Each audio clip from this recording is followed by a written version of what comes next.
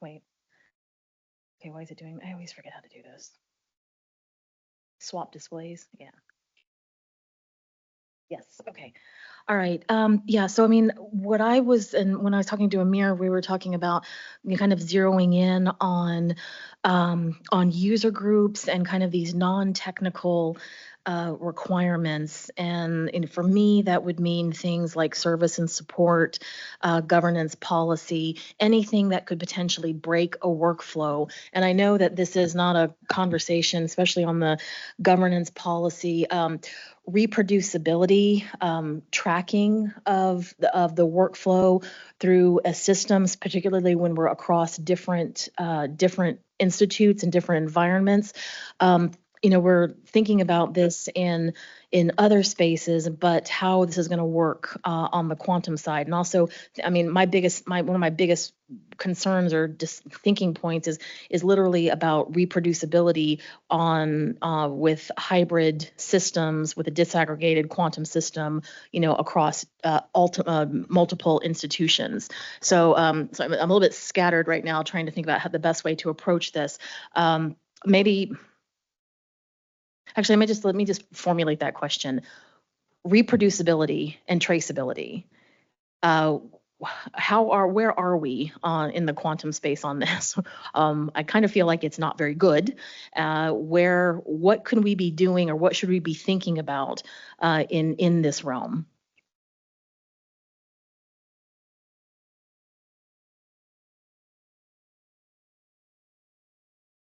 And I see smiles and no answers or no raised hands. So I think it's one of the funny things, right? That when you do quantum simulation for a really hard problem, which is what you probably want to do it for in the first place, most of them are not really verifiable, right?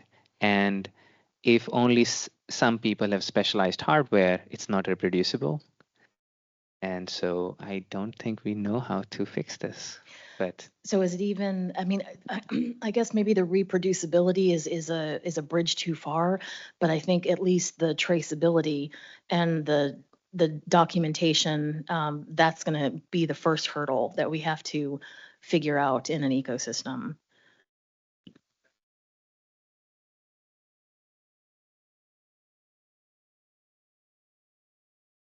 Much more than one hand's worth. Say that again. I think settling on a set of problems that cover the space of the kinds of applications we're thinking about would be great for the community to do, because if there's a proliferation, it's really hard to nail down reproducibility. Yeah, it really seems, just from the other conversation too, it's portfolio of candidate applications. I mean, I know that we've been working on that, trying to discover. So I think yours, would be a good one to look at, based on the blueprint, something, really kind of fundamentally in the quantum chemistry environments. That's kind of first up. That's what we can deal with. But you're right, we do, and we need to have a portfolio of applications that have coarsely different enough behavior so that we get a bit of a spectrum. But from what I was hearing before, I kind of feel like we need to do that and then just kind of have models worked out of several of the problems that we're thinking about. And I think settling on what are we comparing to is an important thing. Like, what are the standard results in quantum chemistry? We can generate lots of results on a classical machine. Computational fluid dynamics, optimization problems. It'd be great to have a set that we could go to, kind of thing. So there, I can mention 4 categories of verifying. One would be that you test it on a smaller system and you do just brute force simulation, let's say a state vector simulation up to a certain size.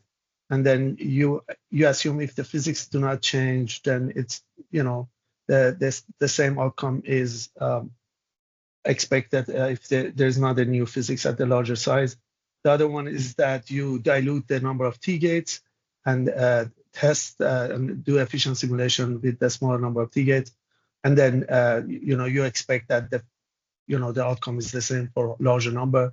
There's another one with the entanglement truncation, like tensor network techniques. You can approximate it. But I think the 4th category, the most interesting, which is you predict a new material or a new system, and you just do experiments in the lab. And if the prediction comes true, it means that the simulations work. It's a direct verification in real world. I think there is a fifth category with AI, but I think that's just entirely different working session. I would say IBM just did that with a new molecule designed on the quantum computer, and they synthesized it. Somebody synthesized it. So yeah, look that one up.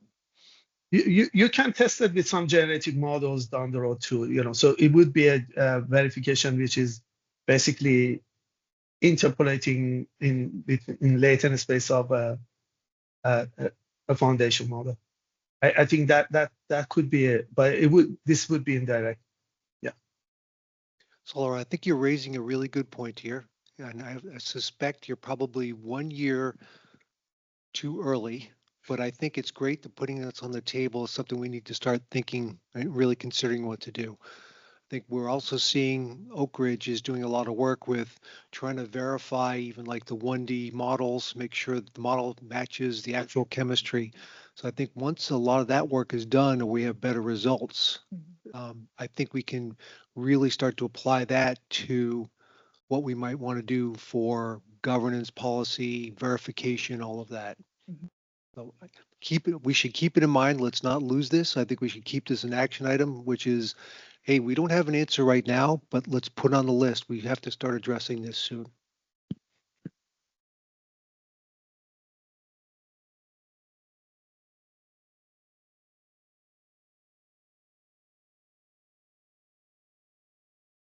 So for the IM policies,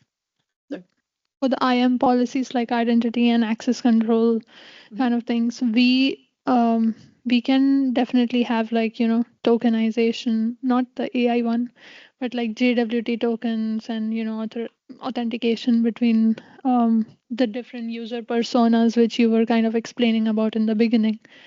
And we can use that to kind of flow across. We can have like one model which would basically store, all the user personas and then use that for authentication, like how we do it in classical world, to answer that identity and across access control thing. And then similarly for data classification, we can use those user personas and give access to specific like accessibility. We can give access to specific user groups. Like researchers would have access to some specific architecture or like openQSE's architecture, and then who are our end users would have different roles, and they would be able to access different things in our architecture. For sustainability reporting, I think I shared that report, right? Like we were looking at different QPU vendors and what their budget, not the budget, but like power usage and electricity usage look like. So maybe we can have like, for example, in Dell, we have iDRAC, which is our remote access controller. So we maintain the energy telemetry for like whenever you are going to access any servers or you are creating an HPC environment or a cluster, you would access that through this iDRAC, and then you can actually store that telemetry on, and it will tell you on the basis of what your workload is, what that telemetry looks like. And so similarly, we can have that for quantum computers, whatever workload we are sending. And I think some of the vendors already do this. They have sustainability reporting, and all we have to do is, in a dashboard, kind of relay that information onto the HPC side or on the user side. So yeah, those are like my 2 points. For the sustainability, okay. Yeah. Yeah, I came from the telemetry for operations for scheduling. A little bit the same idea. Yeah. Okay. Any other comments? I know governance and policy is a bit boring. Sorry. Okay. Let me see. How much time do we have still? A few minutes? Okay, 4 minutes. Then actually, it's not worth to go in, and that's really okay. In terms of the users, since I got some interest in that one, let me go back to this one for a moment. So I definitely want to. I want to build on this work. Like I said, it was kind of a first hit with some interviews, and I really want to expand this out. So I guess the first question that I really have is, among us, are there other teams or other folks doing any sort of structured user persona work? So Alice and Bob.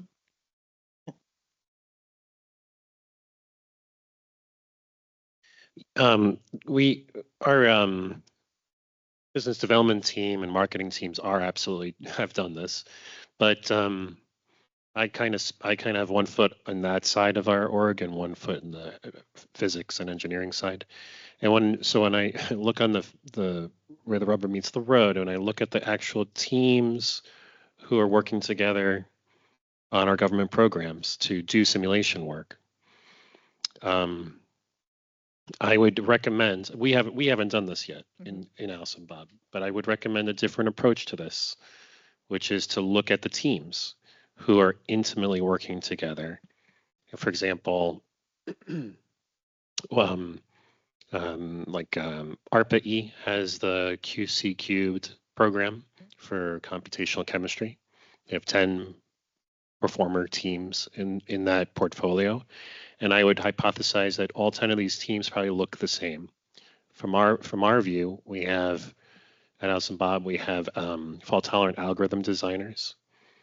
And one partner organization at Lanel, actually, we have folks who are experts in tensor network methods for getting the initial state for our problem and optimizing the circuit to instantiate that state.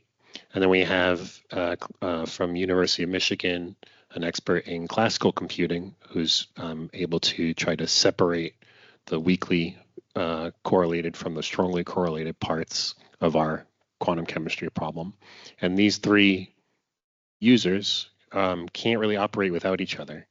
And they form this, deeply integrated team of, in a sense, a user team of a QHPC system. And I think if you tried to cut them into separate users, they wouldn't be users.